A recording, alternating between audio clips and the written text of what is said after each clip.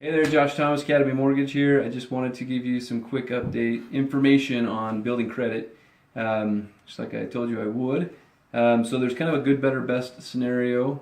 In the interest of time, I'm going to go through this pretty quick, but go ahead and feel free to rewind the video and take notes on it. I highly recommend it. I will tell you that I've been doing this for 13 years. I've been teaching people credit for 12 of those 13 years. If anything, I hear a lot of people that don't take the information that we say seriously, and so I would heavily encourage you to just trust us or ask us questions before you change anything that I'm about to suggest.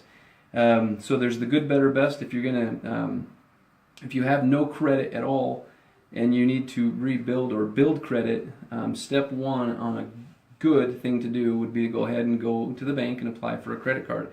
Now, there's situations where your credit score is too low or whatever where they probably are going to tell you no. So what you're going to do is you're going to ask for a secured credit card.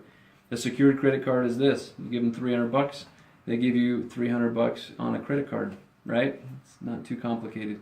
So if they first tell you no when you apply for a credit card, apply for a secured credit card. It is going to lock up that $300, but 6 months later you can have them free that up, typically. So that's the good scenario. Go ahead and do that. It does take 6 months. If you have a blank credit score, it takes 6 months for that to actually hit and give you a score. So that's why it's the good scenario, is you're establishing credit. Better would be, and you want, by the way, you want 2 to 3 of those accounts. Yeah, because this is a video and I'm talking kind of generally, you might want to just hit me back and ask me how many you should have. But you want probably 2 to 3 of these typically. The better scenario is going to be to go to do that, but also make sure you get at least one account that's going to be a authorized user account.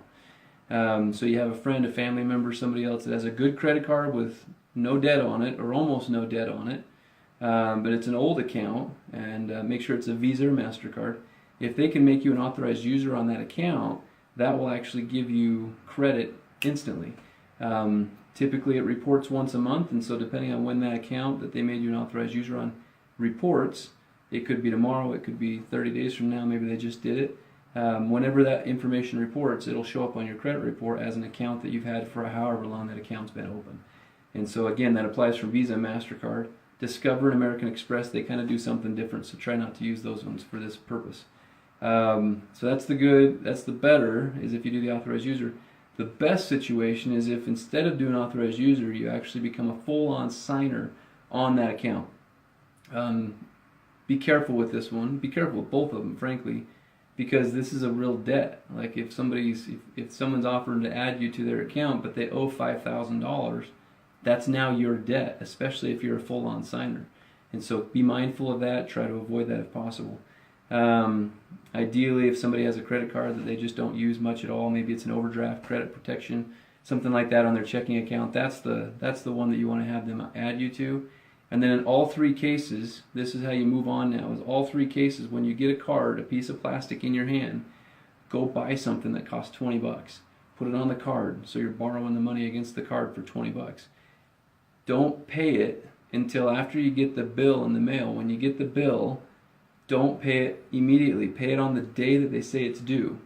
Obviously, don't pay it late, but I don't want you paying it early either. You want to pay it on the day that it's due. What that does is that guarantees that the information is going to make it to the credit bureau. So, good. Open up 2 to 3 accounts. Secured credit card if necessary. Better, make at least one of them an authorized user. Best, skip the authorized user and go straight to the full-on signer. If you can make all 3 of them full-on signers, then you've got yourself an instant credit score that's probably going to be very strong. If you have any questions on how any of that works, let me know. Thank you very much. Josh Thomas, Academy Mortgage. Pass this along if you find it helpful.